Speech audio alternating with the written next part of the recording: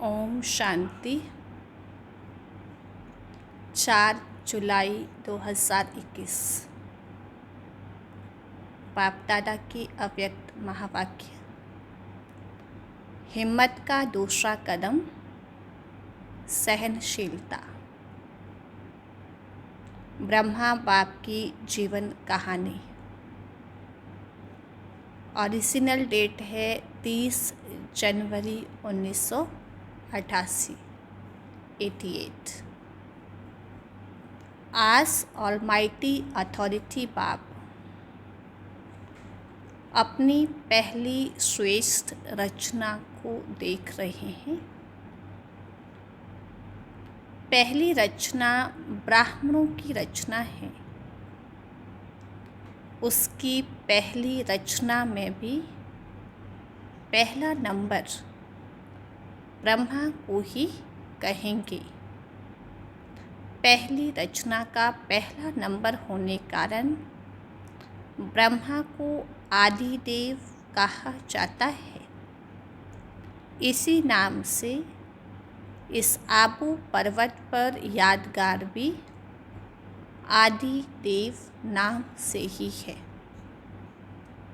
आदिदेव अर्थात आदि रचता भी कहा जाता और साथ साथ आदिदेव अर्थात नई सृष्टि के आदि का पहला नंबर देव यानी पहला नंबर देवता।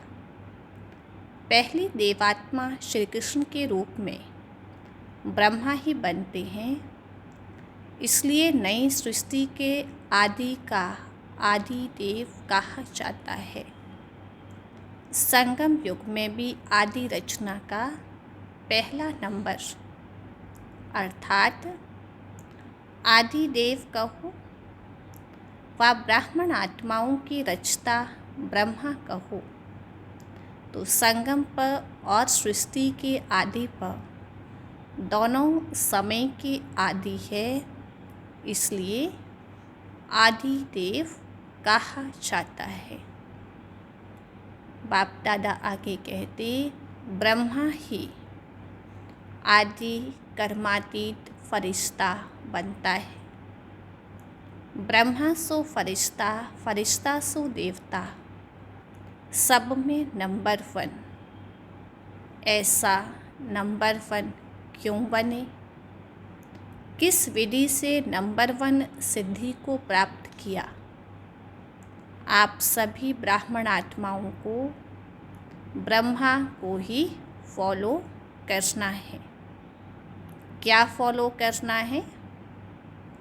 इसका पहला कदम समर्पणता।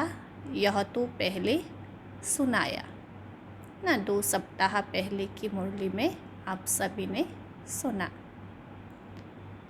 पहले कदम में भी सब रूप से समर्पण बन के दिखाया। दूसरा कदम सहनशीलता। जब समर्पण हुए तो बाप से सर्वश्रेष्ठ वर्षा तो मिला, लेकिन दुनिया वालों से क्या मिला? सबसे ज़्यादा गालियों की वर्षा किस पर हुई? चाहे आप आत्माओं को भी गालियाँ मिली या अत्याचार हुए, लेकिन ज़्यादा क्रोध व गुस्सा ब्रह्मा को ही मिलता रहा। लौकिक जीवन में भी जो कभी एक अपशब्द भी नहीं सुना लेकिन ब्रह्मा बना तो अपशब्द सुनने में भी नंबर 1 रहा। सबसे ज़्यादा सर्व के स्नेही जीवन व्यतीत की, लेकिन जितना ही लौकिक जीवन में सर्व के स्नेही रहे उतना ही अलौकिक जीवन में सर्व के दुश्मन रूप बने। बच्चों के ऊपर अत्याचार हुआ तो स्वतः ही इनडायरेक्ट बाप के ऊपर अत्याचार हुए, लेकिन सहनशीलता के गुण से व सहनशीलता की धारणा से मुस्कुराते रहे, कभी भी मुरझाए नहीं। कोई प्रशंसा करे और मुस्कुराए, इसको सहनशीलता नहीं कहते। लेकिन दुश्मन बन क्रोधित हो अपशब्दों की वर्षा करे, ऐसे समय पर भी सदा मुस्कुराते रहना। संकल्प मात्र भी मुरझाने का चिन्ह चेहरे पर ना हो, इसको कहा जाता है सहनशील। दुश्मन आत्मा को भी रहमदिल भावना से देखना, बोलना, संपर्क में आना, इसको कहते हैं सहनशीलता। स्थापना के कार्य में, सेवा के कार्य में कभी छोटे कभी बड़े तूफान आए, जैसे यादगार में शास्त्रों में महावीर हनुमान के लिए दिखाते हैं कि इतना बड़ा पहाड़ भी हथेली पर एक गेंद के समान ले आया। ऐसे कितनी भी बड़ी पहाड़ समान समस्या हो, तूफान हो, लेकिन चाहे कितना भी बड़ा विघ्न हो, लेकिन पहाड़ अर्थात बड़ी बात को छोटा सा खिलौना बनाए, खेल की रीति से सदा पार किया, व बड़ी बात को सदा हल्का बनाए, स्वयं भी हल्के रहे और दूसरों को भी हल्का बनाया। इसको ही कहते हैं सहनशीलता। छोटे से पत्थर को पहाड़ नहीं बनाया, लेकिन पहाड़ को गेंद बनाया, विस्तार को सार में लाया। यह है सहनशीलता। विघ्नों को, समस्या को अपने मन में व दूसरों के आगे विस्तार करना अर्थात पहाड़ बनाना है, लेकिन विस्तार में न जाए। नथिंग न्यू के फुल स्टॉप से बिंदी लगाए, बिंदी बन आगे बढ़े, इसको कहते हैं विस्तार से सार में, विस्तार को सार में लाना। सहनशील श्रेष्ठ आत्मा सदा ज्ञान योग के सार में स्थित हो, ऐसे विस्तार को, समस्या को, विघ्नों को सार में ले आती है। जैसे ब्रह्मा बाबा ने किया, जैसे लंबा रास्ता पार करने समय शक्तियाँ समाप्त हो जाती है, अर्थात ज़्यादा यूज़ होती है, ऐसे विस्तार लंबा रास्ता, विस्तार है लंबा रास्ता पार करना, और सार है शॉर्टकट रास्ता पार करना। पार दोनों ही करते हैं, लेकिन शॉर्टकट करने वाले समय और शक्तियों की बचत होने के कारण निराश नहीं होते, दिल शिकस्त नहीं होते, सदा मौज में मुस्कुराते पार कर जाते हैं। इसको कहा जाता है सहनशीलता। ब्रह्मा बाबा ने अपने प्रैक्टिकल जीवन में यह कर दिखाया और सर्व ब्राह्मण आत्माओं के आगे उदाहरण स्वरूप बने। सहनशीलता की शक्ति वाला कभी घबराएगा नहीं कि क्या ऐसे भी होता है क्या। सदा संपन्न होने कारण ज्ञान की और याद की गहराई में जाएगा। घबराने वाला कभी गहराई में नहीं जा सकता। सार वाला सदा भरपूर होता है, इसलिए भरपूर संपन्न चीज़ की गहराई होती है। विस्तार वाला खाली होता है, इसलिए खाली चीज़ सदा ज़्यादा उछलती है। तो विस्तार वाला यह क्यों, क्या, ऐसे नहीं वैसे होना चाहिए, ऐसे संकल्पों में ही उछलता रहेगा और वाणी में भी सबके आगे उछलता रहेगा। जो विस्तार वाला होगा, ऐसे क्यों, क्या, कब, कैसे, ऐसे नहीं वैसे, और हद से ज़्यादा उछलता है तो क्या होगा, हाँफता रहेगा। स्वयं भी उछलता, स्वयं भी हाँफता और स्वयं ही थकता। क्या करता, स्वयं ही उछलता, स्वयं ही हाँफता और स्वयं ही थकता।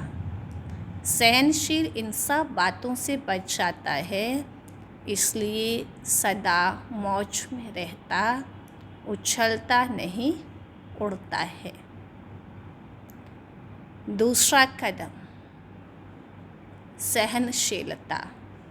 यह ब्रह्मा बाप ने चल करके दिखाया। सदा अटल, अचल, सहज स्वरूप में मौज से रहे, मेहनत से नहीं। इसका अनुभव 14 वर्ष तपस्या करने वाले बच्चों ने किया।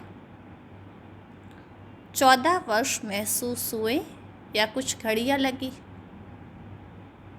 ना, मौज में रहे या मेहनत लगी। वैसे स्थूल मेहनत का पेपर भी खूब लिया, कहाँ नाच से पढ़ने वाले और कहाँ गोबर के गोले भी बनवाए, मैकेनिक भी बनाया,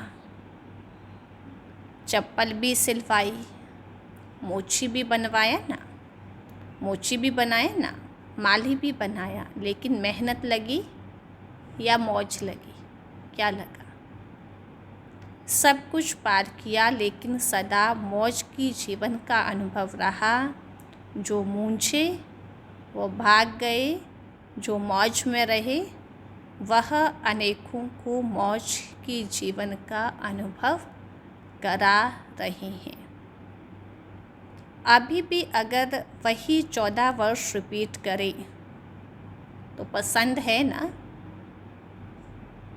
अभी तो सेंटर पर अगर थोड़ा सा स्थूल काम भी करना पड़ता तो सोचते हैं, इसलिए संन्यास किया। क्या हम इस काम के लिए है? मौज से जीवन जीना, इसको ही ब्राह्मण जीवन कहा जाता है, चाहे स्थूल काम साधारण हो, चाहे हज़ारों की सभा बीच स्टेज पर स्पीच करनी हो, दोनों में ही मौज अनुभव करें। इसको कहा जाता है मौज की जीवन जीना। मूंझे नहीं, हमने तो समझा नहीं कि सरेंडर होना अर्थात ये सब करना होगा। मैं तो टीचर बनकर आई हूँ, स्थूल काम करने के लिए थोड़े ही संन्यास किया है। क्या ये ब्रह्मा कुमारी जीवन होती है? इसको कहते हैं मूंझने वाली जीवन। ब्रह्मा बाबा ने और दादियों ने 14 वर्ष तक, उसके पश्चात भी सब कुछ अपने हस्तों से किया। ब्रह्मा कुमारी बनना अर्थात दिल की मौज में रहना, ना कि स्थूल मौज में रहना। दिल की मौज से किसी भी परिस्थिति में, किसी भी कार्य में मूंझने को मौज में बदल देंगे और दिल के मूंझने वाले श्रेष्ठ साधन होते हुए भी, स्पष्ट बात होते भी सदा स्वयं मूंझे होने के कारण स्पष्ट बात को भी मुझा देंगे। अच्छे साधन होते हुए भी साधनों से मौज नहीं ले सकेंगे। ये कैसे होगा? ऐसे नहीं, ऐसे होगा। इसमें खुद भी मूंझेगा और दूसरों को भी मूंझाएगा। जैसे कहते हैं ना, सूत मूंझ जाता है तो मुश्किल ही सुधरता है। अच्छी बात में भी मूंझेगा तो घबराने वाली बात में भी मूंझेगा, क्योंकि वृत्ति मूंझी हुई है, वो संस्कार बन गया है मूंझने का। मन मूंझा हुआ है तो स्वतः ही वृत्ति का प्रभाव दृष्टि पर, और दृष्टि के कारण सृष्टि भी मूंझी हुई दिखाई देगी। तो बाप दादा कहते, ब्रह्मा कुमारी जीवन अर्थात ब्रह्मा बाप समान मौज की जीवन, लेकिन इसका आधार है सहनशीलता। तो सहनशीलता की इतनी विशेषता है, इसी विशेषता के कारण ब्रह्मा बाप सदा अटल अचल रहे। 2 प्रकार के सहनशीलता के पेपर सुनाए। पहला पेपर, लोगों द्वारा अपशब्द व अत्याचार। दूसरा, यज्ञ की स्थापना में भिन्न भिन्न आए हुए विघ्न। तीसरा, कई ब्राह्मण बच्चों द्वारा भी ट्रिटर होना व छोटी मोटी बातों में असंतुष्टता का सामना करना, लेकिन इसमें भी सदा असंतुष्ट को संतुष्ट करने की भावना से, परवश समझ सदा कल्याण की भावना से, सहनशीलता की साइलेंस की पावर से हर एक को आगे बढ़ाया। सामना करने वाले को भी मधुरता और शुभकामना से सहनशीलता का पाठ पढ़ाया। जो आज सामना करता और कल क्षमा मांगता, उसके मुख से भी यही बोल निकलते, बाबा तो बाबा है। इसको कहा जाता है सहनशीलता द्वारा फेल को भी पास बनाए, विघ्न को पास करना। तो दूसरा कदम सुना, किस लिए? कदम पर कदम रखो, इसको कहा जाता है फॉलो फादर, अर्थात बाप समान बनना है या सिर्फ दूर से देखना है? बहादुर होना। तो 2 जून आए हुए थे, पंजाब और महाराष्ट्र, दोनों ही बहादुर हो, सब बहादुर हैं। देश विदेश के सभी अपने को महावीर कहते हैं। किसी को भी प्यादा कहा तो मानेगा। इससे सिद्ध है कि सभी अपने को महावीर ही समझते हैं। महावीर अर्थात बाप समान बनना, समझा?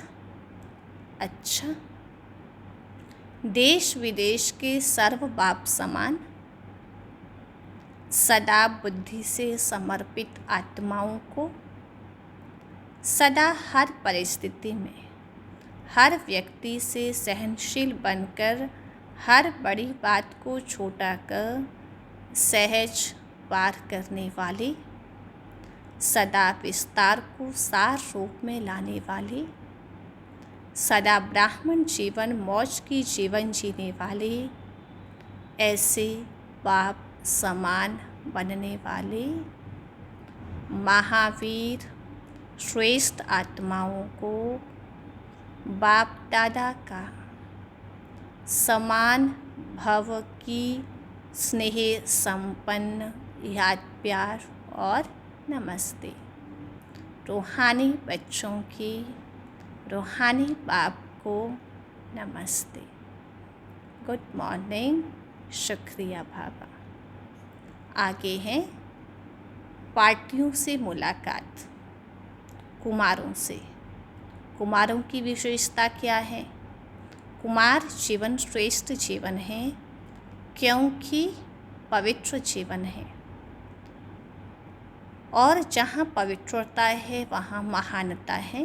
कुमार अर्थात शक्तिशाली, जो संकल्प करें वह कर सकते हैं। कुमार अर्थात सदा बंधन मुक्त बनने और बनाने वाले। ऐसी विशेषताएं हैं ना जो संकल्प करो वही कर्म में ला सकते हो। स्वयं भी पवित्र रहे, औरों को भी पवित्र रहने का महत्व बता सकते हो। ऐसी सेवा के निमित्त बन सकते हो। बाप दादा प्रश्न पूछ रहे हैं। जो दुनिया वाले असंभव समझते व ब्रह्मा कुमार चैलेंज करते, तो हमारे जैसा पावन और कोई हो नहीं सकता। क्यों? क्योंकि बनाने वाला बाप सर्वशक्तिवान है। दुनिया वाले कितना भी प्रयत्न करते, लेकिन आप जैसे पावन नहीं बन सकते। आप सहज ही पावन बन गए। सहज लगता है ना? या दुनिया वालों जैसे कहते हैं, या तो अननेचुरल है ऐसे लगता है या नेचुरल लगता है। कुमारों की परिभाषा ही है चैलेंज करने वाले, परिवर्तन दिखाने वाले, असंभव को संभव करने वाले। दुनिया वाले अपने साथियों को संग दोष में ले आते और आप बाप के संग में ले आते हो। उन्हें अपना संग नहीं लगाते, बाप के संग का रंग लगाते हो। बाप समान बनाते हो। ऐसे हो ना? अच्छा। कुमार अर्थात सदा अचल अडोल। कैसी भी परिस्थिति आ जाए लेकिन डगमग होने वाली नहीं, क्योंकि आपका साथी स्वयं बाप बना है। जहाँ बाप है वहाँ सदा अचल अडोल होंगे। जहाँ सर्वशक्तिवान होगा वहाँ सर्वशक्तियाँ होंगी। सर्वशक्तियों के आगे माया कुछ भी कर नहीं सकते। इसलिए कुमार जीवन अर्थात सदा एकरस स्थिति वाले, हलचल में आने वाले नहीं। जो हलचल में आता है वह अविनाशी राज्य भाग्य नहीं पा सकता। थोड़ा सा सुख मिल जाएगा लेकिन सदा काल का नहीं। इसलिए कुमार जीवन अर्थात सदा अचल एक रस स्थिति में रहने वाले। तो एक रस स्थिति रहती है या बुद्धि दूसरे रसों में चली जाती है? सब रस एक बाप द्वारा अनुभव करने वाले, इसको कहते हैं एक रस अर्थात अचल अडोल। ऐसा एक रस स्थिति वाला बच्चा ही बाप को प्यारा लगता है। तो सदा यही याद रखना कि हम अचल अडोल आत्माएं एक रस स्थिति में रहने वाली हैं। आगे माताओं से बाप दादा ने मुलाकात की। माताओं के लिए बाप दादा ने सहज माँ कौन सा बताया है, जिससे सहज ही बाप की याद का अनुभव कर सको, मेहनत भी ना करनी पड़े। याद को ही सहज बनाने का साधन है। कौन सा साधन है वो? दिल से कहो मेरा बाबा। जहाँ मेरा बाबा कहते हो वहाँ सहज याद आती है। माताएं सहज है ना? सारे दिन में जो मेरा है वही याद आता है। कोई भी मेरा हो, चाहे व्यक्ति, वस्तु, वैभव, बच्चे, जहाँ मेरापन होगा वहाँ याद आएगा। ऐसे यदि बाप को मेरा कहते, मेरा समझते ना, मेरा अनुभव करते, तो बाबा ही याद आएगा ना। तो बाप को याद करने का सहज तरीका है दिल से कहो मेरा बाबा। सिर्फ मुख से मेरा मेरा नहीं कहना, अधिकार से कहना। यही सहज पुरुषार्थ कर आगे बढ़ते चलो। सदा ही इसी विधि से सहज योगी बनो। मेरा कहो और बाप के सर्व खजानों के मालिक बनो। इसी की सेकंड पॉइंट है, माताएं सदा अपने को पद्मा पदम भाग्यवान समझती हो। घर बैठे बाप मिला तो कितना बड़ा भाग्य है। दुनिया वाले बाप को ढूंढने के लिए निकलते हैं और आपको घर बैठे मिल गया तो इतना बड़ा भाग्य किसका होगा, इतना बड़ा भाग्य प्राप्त होगा, ऐसे कभी संकल्प में भी सोचा था माताएं? यह जो गायन है घर बैठे भगवान मिला, ये किसके लिए? आपके लिए है ना। तो इसी श्रेष्ठ भाग्य की स्मृति से आगे बढ़ते चलो। वाह मेरा श्रेष्ठ भाग्य वाह। या खुशी के गीत गाते रहो, खुशी में खुशी के झूले में झूलते रहो, खुशी में नाचो और गाओ। थर्ड पॉइंट है, शक्तियों को सदा कौन सी खुशी रहती है कि सदा बाप के साथ कंबाइंड हूँ। शिव शक्ति का अर्थ ही है कंबाइंड।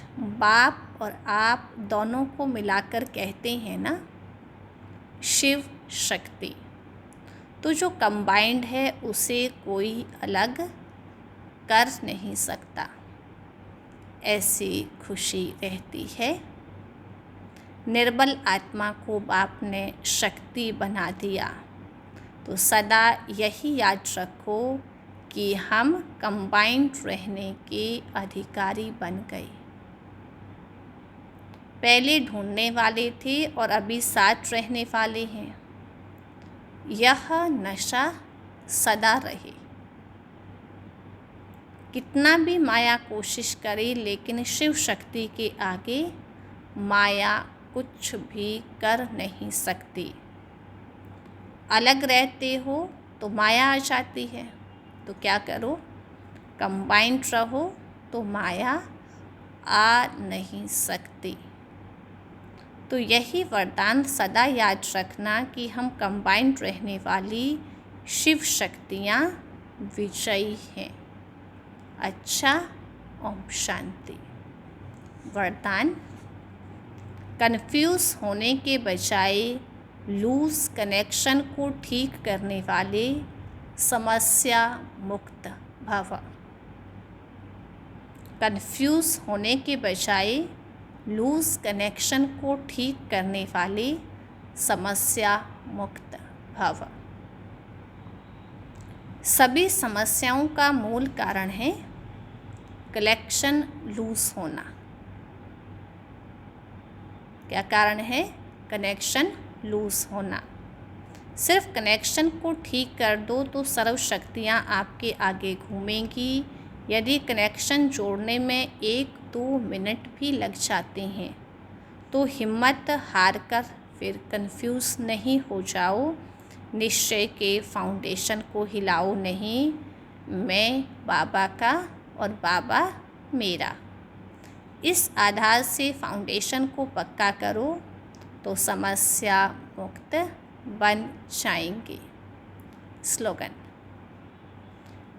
बीज रूप अवस्था में स्थित रहना, यही पुराने संस्कारों को परिवर्तन करने की विधि है।